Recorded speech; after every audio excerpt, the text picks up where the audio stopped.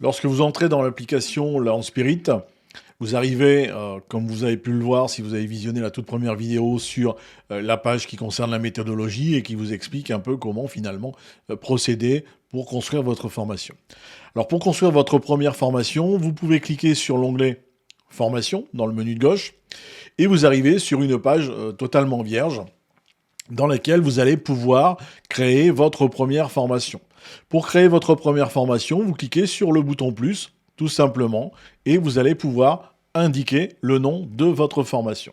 Alors je vais prendre par exemple ici une formation que je vais copier-coller et qui va être devenir conducteur d'un véhicule de transport de marchandises. Je clique sur créer ma formation. Et puis, j'ai ainsi créé ma formation et vous voyez que s'ouvre désormais la possibilité pour vous de rédiger le cadrage de votre formation ou d'aller directement, puisque le menu est accessible, dans la partie objectif. Le cadrage reste, même s'il est à mon sens important, facultatif, dans le sens où vous n'êtes pas obligé de passer par l'étape de cadrage si vous connaissez votre public, etc. Si vous savez par exemple très exactement ce que vous voulez faire comme formation. Cependant, si vous devez utiliser la phase de cadrage, vous allez pouvoir déjà définir les objectifs généraux de votre projet de formation. Alors généralement, on part d'un projet d'objectifs stratégiques d'entreprise. Et bien ici, sur cette page, vous allez pouvoir décrire les objectifs généraux pour être le plus exhaustif possible et le plus précis possible de votre formation. Ensuite, vous allez pouvoir faire le choix des objectifs pédagogiques qui pourront bien sûr être remodifiés puisque généralement on a une première idée des objectifs pédagogiques mais cette première idée va naturellement évoluer en fil de l'écriture. Je vais écrire ici les objectifs pédagogiques de ma formation. Voilà, par exemple ici 3 objectifs qui deviennent des objectifs un peu plus stricts au sens du terme puisque on a être capable de respecter, être capable d'appliquer, etc., etc. Et puis ensuite je vais définir les types de publics que je vais avoir dans ma formation. Alors le type de public que je vais avoir dans ma formation, bien sûr, il vous revient là de l'analyser, de l'étudier si vous ne le connaissez pas. Généralement, on utilise notamment des outils divers, mais comme par exemple la carte d'empathie, qui est un outil très intéressant. Et puis donc, vous allez construire comme ceci l'ensemble de votre formation. Vous allez définir la stratégie. Alors la stratégie pédagogique, eh bien finalement, c'est la stratégie qui va s'adapter aux contraintes de votre public. Par exemple, est-ce qu'ils peuvent suivre une formation en ligne? Est-ce qu'ils en ont la possibilité ou pas? Est-ce qu'ils ont les matériels pour suivre cette formation en ligne? Est-ce qu'ils ont les moyens de se déplacer dans votre organisme de formation? Et si ça n'est pas le cas, comment on peut les aider, etc. Voilà, toute cette stratégie va bien sûr dépendre de vos publics. Ensuite, vous allez déterminer le système d'évaluation que vous allez mettre en place dans votre formation. Alors ce système d'évaluation va consister plutôt, lui, à décrire finalement eh bien, la manière dont vous allez évaluer les différentes compétences. Alors par exemple ici, vous voyez que moi j'ai mis, le système d'évaluation mis en place sera sous forme de tests de type examen pour la partie théorique et puis de mise en pratique, de tests de compétences pour la validation des compétences acquises. Vous pouvez ensuite déclarer la durée maximale de la formation, la stratégie technique, les différentes caractéristiques des postes clients. Alors là, c'est intéressant si vous faites de la formation multimodale, parce que ça fait partie des choses qu'il faut impérativement cadrer, c'est-à-dire quel outil on va utiliser pour diffuser. Est-ce qu'on a besoin d'un LMS, par exemple? Une des questions qui se posent de plus en plus. Quelles sont les caractéristiques des postes clients? Est-ce qu'ils sont plutôt sur smartphone?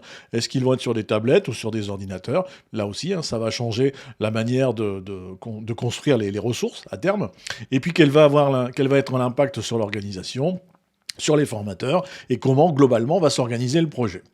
Et puis, une fois que c'est fait, eh bien, moi, je ne peux que vous inviter à déterminer la position de votre formation, puisque vous allez avoir à terme de plus en plus de formations dans votre bibliothèque, et ça va vous permettre de faire un tri. Et par exemple, cette formation ici, je vais la déclarer comme étant en cours de rédaction, en cours de construction.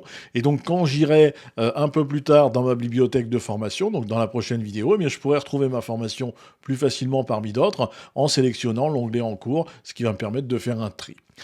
En petit dernier point, et non des moindres, dans l'application vous allez pouvoir télécharger, ici vous avez un onglet téléchargement, et vous allez pouvoir télécharger tout le contenu que vous avez écrit dans la note de cadrage, donc dans le document de cadrage, et cette fois-ci donc sous forme de note de cadrage, et ça va vous donner ceci, c'est-à-dire que ça va vous donner un document Word qui va ressembler à ceci, donc avec une en-tête à l'esprit Learn Spirit que vous pourrez modifier.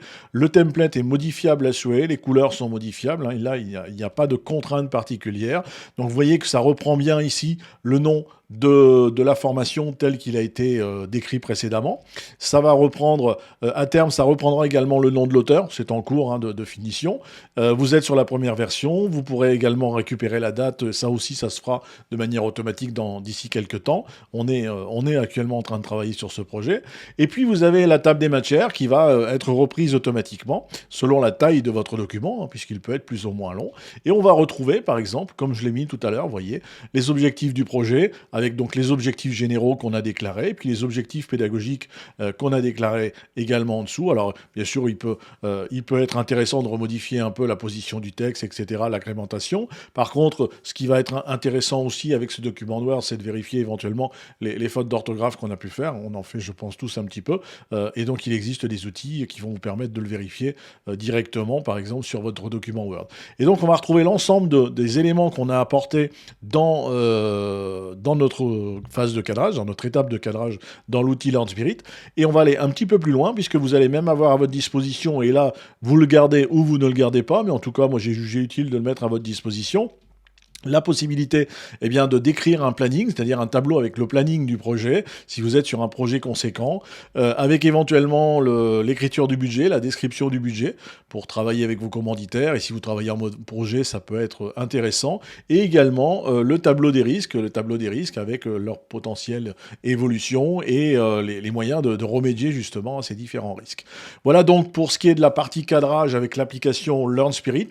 Je vous retrouve, si vous le voulez bien, dans une prochaine vidéo, la vidéo numéro 3, dans laquelle on partira de ce document de cadrage pour aller commencer à écrire et décrire les objectifs pédagogiques de votre formation.